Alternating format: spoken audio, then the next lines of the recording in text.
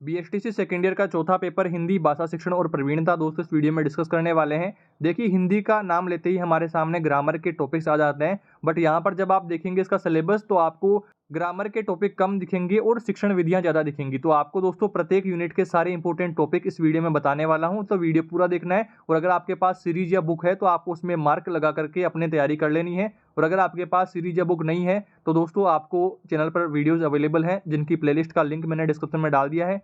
सारे यूनिट के सारे इंपॉर्टेंट टॉपिक्स दोस्तों उसमें डाले हुए हैं, आप जरूर से सारे वीडियो देखें। अगर आपके पास बुक या सीरीज है तब भी आप एक दो बार देख लें ताकि आपके कोई भी डाउट्स ना रहें। तो इस वीडियो में देखिए सबसे पहले हम बात करते हैं इकाई 1 के बारे में। पहले यूनिट में दोस्तों भाषा शिक्षण के उद्देश्य नाम है यूनिट का, और ये 5 नंबर का आपका यूनिट है। और इसमें दोस्तों आपके 4 टॉपिक इंपॉर्टेंट रहने वाले हैं।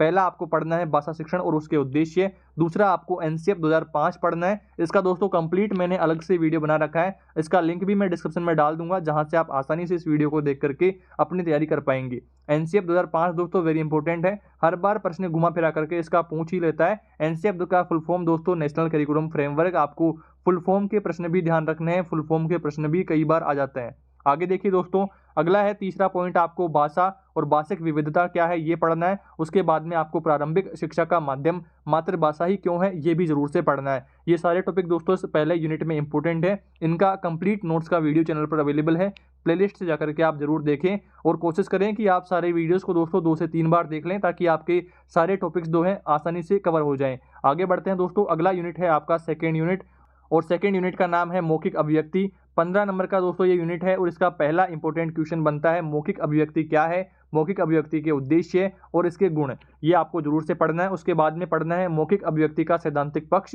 अगला टॉपिक है आपके वार्तालाप और वार्तालाप की विशेषताएं, और उसके बाद में वार्तालाप के प्रकार कौन कौन से हैं। उसके बाद में दोस्तों आपको पढ़ना है सुनने व बोलने वालों पर पृष्ठभूमि का क्या प्रभाव पड़ता है, जरूर से पढ़ना है। उसके बाद में दोस्तों मौखिक अभिव्यक्ति का मूल्यांकन किस तरह से करेंगे ये आपको पढ़ना है। और अगला टॉपिक आपका बनता है परिवार बच्चों की मौखिक अभिव्यक्ति बढ़ाने में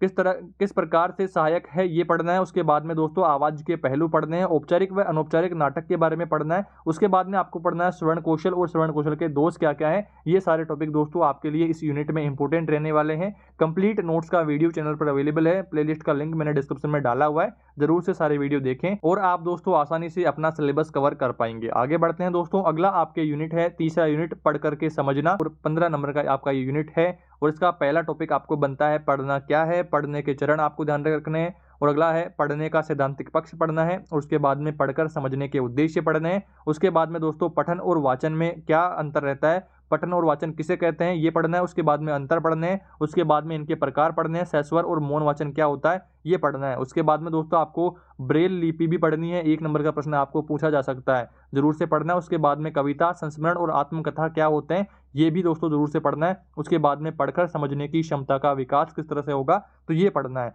आगे देखिए दोस्तों, अगले यूनिट की ओर बढ़ते हैं। अगला आपका चौथा यूनिट है लिख करके अभिव्यक्त करना, 10 नंबर का यूनिट है। और इसका पहला टॉपिक आपके बनेगा लिखना क्या है, लिखने के उद्देश्य और लिखने का सांस्कृतिक महत्व है।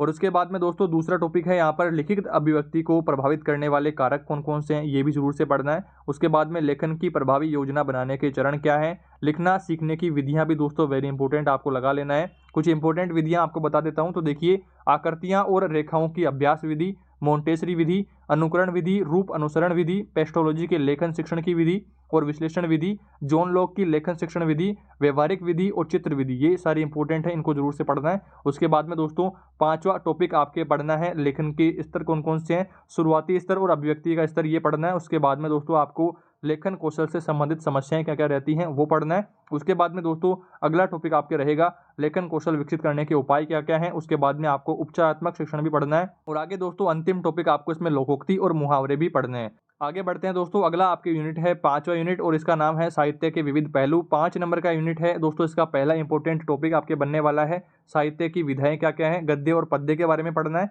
उसके बाद में आपको रिपोर्टाज क्या है ये पढ़ना है, निबंध शिक्षण क्या है, निबंध शिक्षण के उद्देश्य पढ़ने हैं, जीवनी शिक्षण क्या है, जीवनी शिक्षण के उद्देश्य पढ़ने हैं। उसके बाद में दोस्तों आपको पत्र साहित्य शिक्षण क्या है उसके उद्देश्य पढ़ने हैं। इसके आगे दोस्तों आपको एकांकी और नाटक पढ़ना है, उसके उद्देश्य पढ़ने हैं, एकांकी और नाटक की विशेषताएं पढ़नी है। उसके बाद में दोस्तों कविता छंद मुक्त कविता पढ़नी है और आपको बाल साहित्य भी पढ़ना है। ये सारे टॉपिक दोस्तों 5वें यूनिट में आपके लिए इंपॉर्टेंट हैं। कंप्लीट वीडियो दोस्तों चैनल पर अवेलेबल है, प्लेलिस्ट में जाकर के आप जरूर से देख लें। आगे बढ़ते हैं दोस्तों, छठा यूनिट है आपका भाषा संरचना के विविध पहलू। 5 नंबर का यूनिट है दोस्तों ये भी।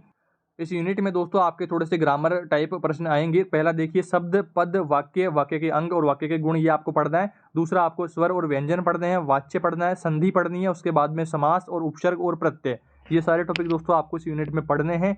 आगे बढ़ते हैं दोस्तों, अगला यूनिट है 7वां यूनिट और इसका नाम है मूल्यांकन। 5 नंबर का दोस्तों ये यूनिट है और इसका पहला आपके टॉपिक बनेगा मूल्यांकन क्या है, मूल्यांकन की विशेषताएं आपको बतानी है। उसके बाद में मूल्यांकन हेतु प्रश्न कितने प्रकार के रहते हैं ये भी दोस्तों पढ़ना है। सुनना कौशल का मूल्यांकन, पढ़ने कौशल का मूल्यांकन, लेखन कौशल का मूल्यांकन और मौखिक मूल्यांकन, ये पढ़ना है। उसके बाद में पढ़ना है आपको पद्य साहित्य का मूल्यांकन और गद्य साहित्य का मूल्यांकन। और उसके बाद में दोस्तों आपको आत्मकथा, जीवनी, यात्रा वृत्तांत का मूल्यांकन पढ़ना है। और उसके बाद में आपको नाटक, एकांकी का मूल्यांकन पढ़ना है। और उसके बाद में दोस्तों अंतिम 2 टॉपिक और बचते हैं। पहला देखिए यहाँ पर अच्छे मूल्यांकन की विशेषताएं क्या रहती हैं, ये पढ़ना है। उसके बाद में आपको सतत एवं व्यापक मूल्यांकन क्या रहता है, ये सारे टॉपिक दोस्तों आपको हिंदी में पढ़ने हैं। और इनकी कंप्लीट नोट्स की दोस्तों प्लेलिस्ट चैनल पर अवेलेबल है, डिस्क्रिप्शन में लिंक दिया हुआ है। और जिनको पीडीएफ से पढ़ने में कंफर्टेबल रहता है तो उनके लिए पीडीएफ का लिंक भी दिया हुआ है, या फिर आप पीडीएफ से ना पढ़ करके प्लेलिस्ट से सारे वीडियोस देख करके भी पढ़ सकते हैं। इस वीडियो में दोस्तों इतना ही। मैंने कोशिश करी है आपको कम समय में अच्छी तैयारी के लिए सारे इंपॉर्टेंट टॉपिक्स बताने की। वीडियो को लाइक जरूर करें और अपने दोस्तों के साथ भी शेयर करें, और चैनल पर नए हैं तो सब्सक्राइब कर लें इसी तरह की और इन्फॉर्मेटिव वीडियोस के लिए। Thanks for watching this video.